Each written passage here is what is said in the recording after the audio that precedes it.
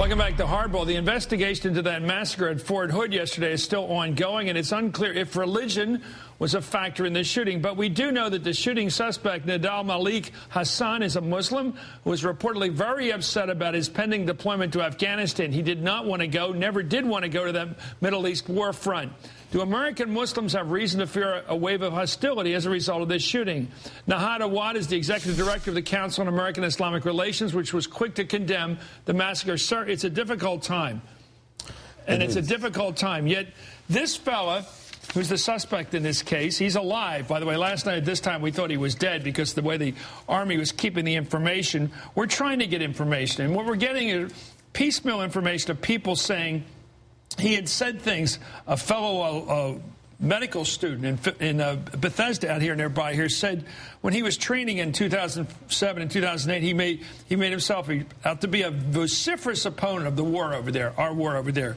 He described, well, here he is. Here's an audio interview, NBC interview, which we did with the former classmate of Hassan's at the Uniformed Services University. That's a medical university with Dr. Val Fennell. Let's listen.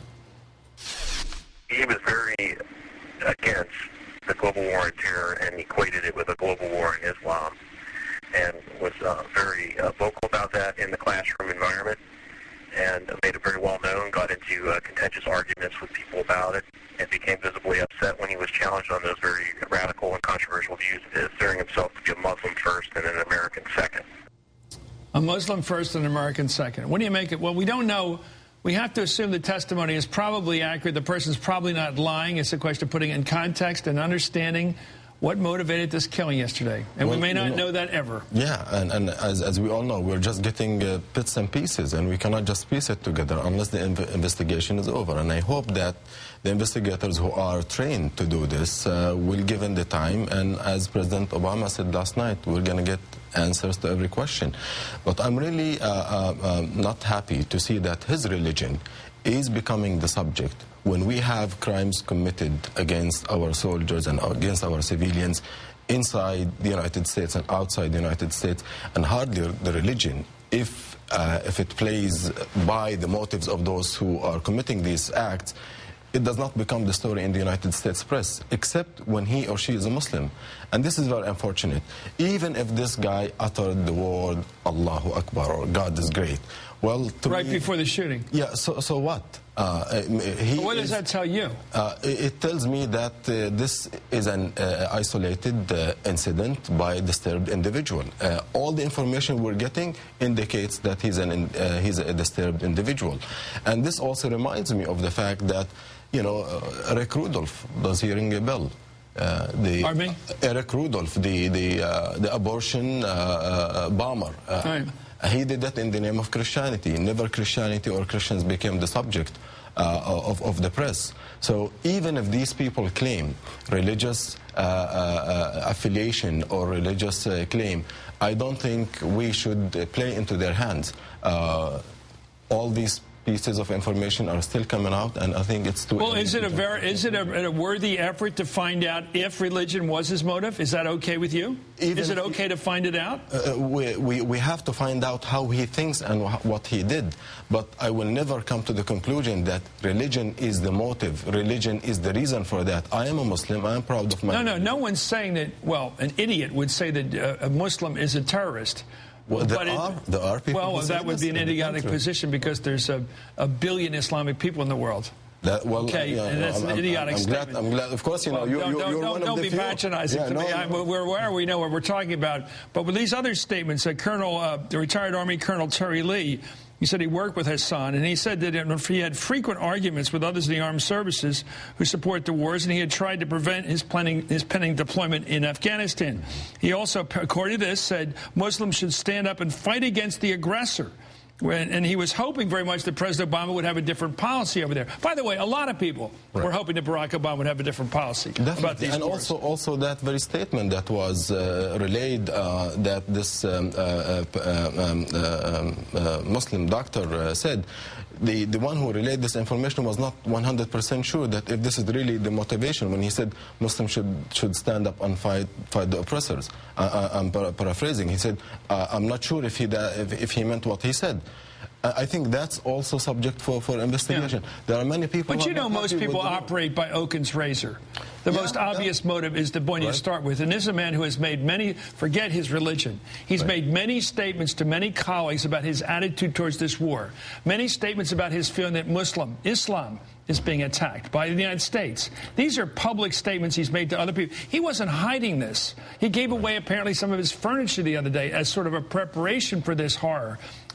Yelling out God is great right before you open up with semi-automatic pistols when you have a couple of them and you start shooting at people. And the first thing you say before you start doing it is, God is great.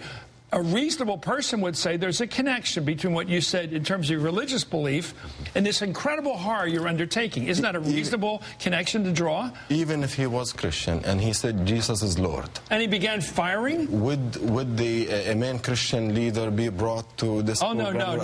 No. We want, look, you were invited here because of the concern I know. Our producers have that people will draw assumptions like the idiot one I just described to you a moment ago, which is all Islamic people are terrorists. And I agree. You know, we also receive complaints from soldiers in the U.S. military who are complaining about some being taunted or discriminated. I think we'll talk about that. Yeah. What is going on in that regard? There are few. It is not like the biggest portion of the complaints that we receive, but there is a procedure of addressing these grievances within the military and even in our society. Even if it was the worst it can be, it should never justify a mass killing and heinous crime like this guy did. Well, what do you feel? What is your feeling when you hear all this evidence? What is your feeling? Not in terms of your role leading an organization which is against discrimination of any kind. But what is your feeling as an American sitting here listening to this and saying, my God, what happened to this man? How did he find his way into a role where he's treating people with post-traumatic stress syndrome all day long? These horror stories coming into his heart and soul. And he's a man of an Islamic background. And it's a war being fought against Islamic people. And he's treating many people who are in their own ways victims of that war. Soldiers who had to fight and be involved in horrific situations. What does it say to you in your heart? It is a national tragedy. And when I saw this, I was feeling sick to my stomach when I saw this. And immediately we condemned it because common complaint that American Muslims do not speak up and out against these crimes. We do, and I'm happy that we're given the opportunity. But you didn't do it for PR reasons. No, I mean, sincerely, I offer condolences for the families who lost their loved ones, and I pray sincerely for God to give a speedy recovery for those who were injured in this attack. But also I remembered the thousands of Muslims who are continuing to serve in the U.S. military, and also the many headstones in Arlington National Cemetery that have crescents on them. Those people who have died and they've given their life to America, they should be honored also by disassociating. You know what's frightening? The way in which religion has been brought into this. When I hear stories about the people as the planes were going into the World Trade Center, as they were hitting the buildings, and I hear stories that you could hear over the radio, people screaming with delight, the terrorists themselves. They were thrilled that they could do this, they thought, for God. That's scary. And that's the reality. To me because they hijacked my faith. And they have dealt a major blow to me as an American Muslim who love America and who love Islam. This is a major blow to me, but also we are a mature society. This is not the first incident that happened, and we have shown that in times of crisis, we Americans, we show the best and finest of our qualities. We are unified, even in times of crisis. Well said. I think we ought to have a system where a guy like this guy can raise his hand and say, I don't want to go to Iraq or Afghanistan for a lot of good reasons. Please don't send me. There are many people who have... Maybe somebody was being a little too disciplined there. But anyway, thank you, sir. Thanks for coming in. Please keep in touch.